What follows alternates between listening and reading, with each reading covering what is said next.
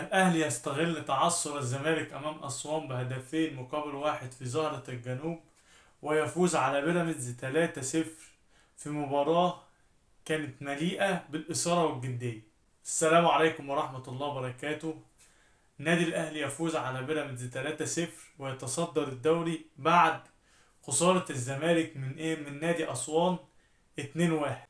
الزمالك تأخر أمام أسوان 2-0، ثم أحرز هدفه الوحيد في المباراة برأسية حسام عبد المجيد من عرضية تسكن شباك نادي أسوان لتصبح النتيجة 2-1، وعلى هذه الوضعية تنتهي المباراة.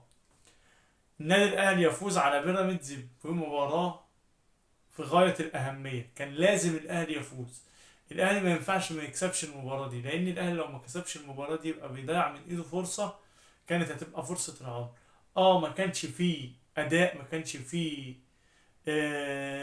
حماس شوية، بس كان فيه فوز للنادي الأهلي. كان فيه 3 أهداف دخلوا في مرمى بيراميدز، ودي الأهم من أي حاجة. أهم حاجة إنك كنت عاوز تكسب النهاردة. جمهور الأهلي إحنا مش راضيين عن الأداء خالص. مش الأهلي اللي يدافع 90 دقيقة بالطريقة دي، إن هو يجيب جون ويحرز هدف ويدافع 90 دقيقة. الأهلي معروف طول عمره بيسجل ويفضل متقدم وبيضغط على الفرق اللي قدامه. دي مش طريقة النادي الأهلي إن هو يدافع وكده. بس كولر واللي حسيناه في المباراة إن هو عاوز ياخد من المباراة 3 بونت بأي طريقة. هدافع، هموت، هعمل أي حاجة، المهم إن أنا هاخد ال3 نقط عشان خاطر أتصدر ويرجع كل وضع لوضعه. يرجع الزمالك لمكانه وبيراميدز في مكانه، والأهلي معروف في مكانه متصدر.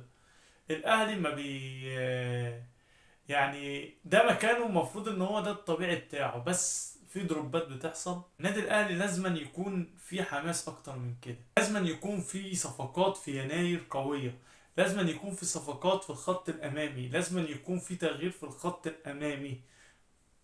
تغيير تام، تغيير تام. ما عندناش مهاجم بيخلص، ما عندناش طرف بيعمل عرضية زي الناس بما يرضي الله. احنا عاوزين مهاجم يخلص.